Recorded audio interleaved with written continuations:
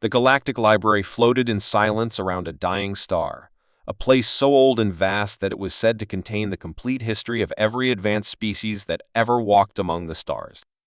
For humanity, reaching this place was more than a dream.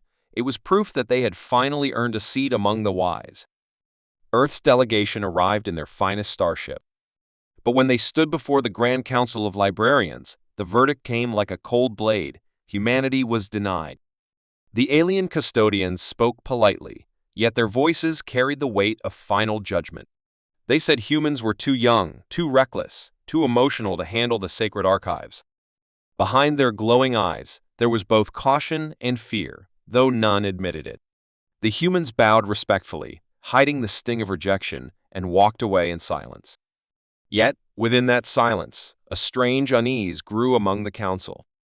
For even as they closed the doors of the library, whispers stirred in the hidden archives records that carried echoes of human thought, words, and ideas that had already taken root in the galaxy long before Earth's arrival. In the quiet hours after humanity's departure, when the vast halls of the Galactic Library returned to their usual stillness, a young insectoid librarian named Sirac found its thoughts restless. Curiosity had always been its weakness, and tonight that weakness guided its many eyes toward a section of the archives rarely visited: the restricted stacks. These were shelves hidden away from most, said to hold works so old and powerful that only the highest council members were permitted to study them. Yet Sirac's claws trembled as it scrolled through the records, searching for answers to the unease left behind by the humans. What it uncovered struck like a thunderbolt. Many of the greatest philosophies cherished by entire civilizations bore strange markings, unfamiliar names, and languages that, when translated, pointed to one world Earth. A survival manual that saved an aquatic empire during famine matched almost word for word with an old human text on endurance. A treaty framework, celebrated across star systems, mirrored the words of an ancient human philosopher. Even technical designs in shipbuilding had eerie similarities to human blueprints centuries old. Sirac's breathing quickened as the truth unfolded. The library was not only holding alien wisdom, but also human creations that had somehow scattered through the galaxy long before humanity even arrived. It was as if humanity had been whispering to the stars, and the stars had listened. The young librarian realized, with rising dread, that the council had not just denied a species entry, they had denied the very authors of the books they worship. And if this truth spread, it would shake the foundations of the library itself, for the galaxy was about to learn that the words they built their civilizations on had come from the very species they had just turned away. The secret could not stay buried for long. What Sirac had found in the restricted archives began to leak out like a spark in dry grass, carried first in hushed conversations between junior librarians and then into the ears of alien scholars who lived only to chase mysteries. Whispers spread through the galaxy like a quiet storm. Humans were not seekers of the library. They were its hidden authors. On distant planets, historians compared their oldest laws to human writings and froze when the words matched perfectly. Strategists studied their war manuals, only to discover echoes of ancient human texts about tactics and survival. Even starship architects noticed that some of their designs carried the same logic as forgotten blueprints from Earth's early space age. Questions grew louder. How had these words and ideas left Earth centuries before humans ever stepped among the stars? Some said it was the old probes humanity had launched, carrying data across the void. Others believed signals, drifting endlessly, had been captured and reshaped into alien culture. A few even whispered that humanity's instinct to tell stories had been so strong that it carved pathways into space itself. Across the library, unease became fear, for the council's denial was now seen as arrogance. Species that once looked down on humanity began to feel the weight of a terrifying truth. Their wisdom, their stability, perhaps even their survival, had been born from the words of a young race they had just cast aside.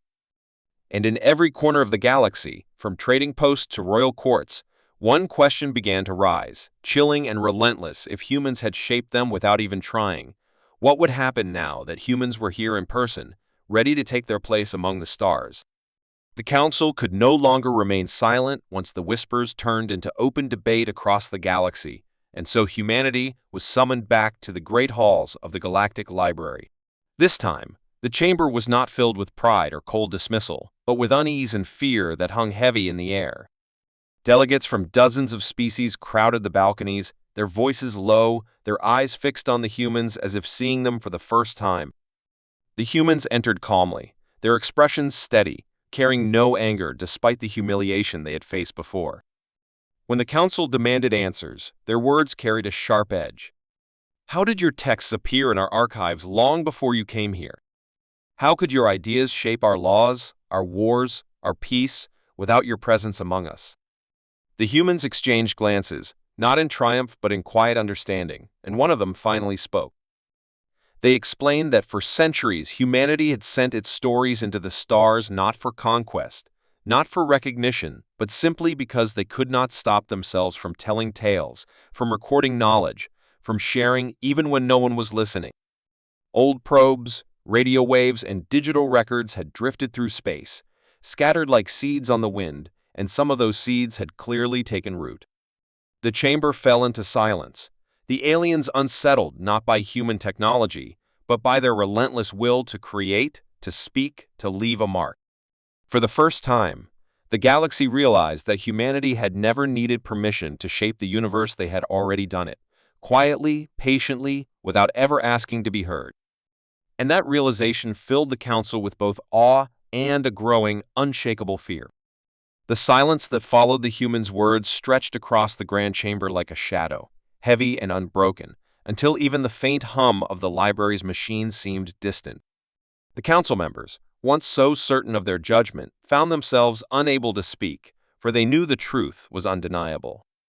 The library they had sworn to guard was not only a collection of galactic wisdom, it was a garden seeded long ago by the very species they had rejected. The records, the philosophies, the designs, the stories, so many of them had roots tracing back to Earth. To deny humanity entry now would not only be hypocrisy, it would be erasing the true authors of the very knowledge that gave the library its power. Slowly, one by one, alien scholars and leaders lowered their heads in reluctant respect, acknowledging what they could no longer ignore.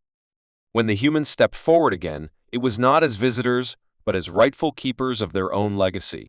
The council, humbled, declared that the library would open its doors to humanity, not as mere readers, but as co-owners. As the humans walked the endless aisles of the archive for the first time, there was no triumph in their faces, only quiet understanding, as if they had always known this day would come.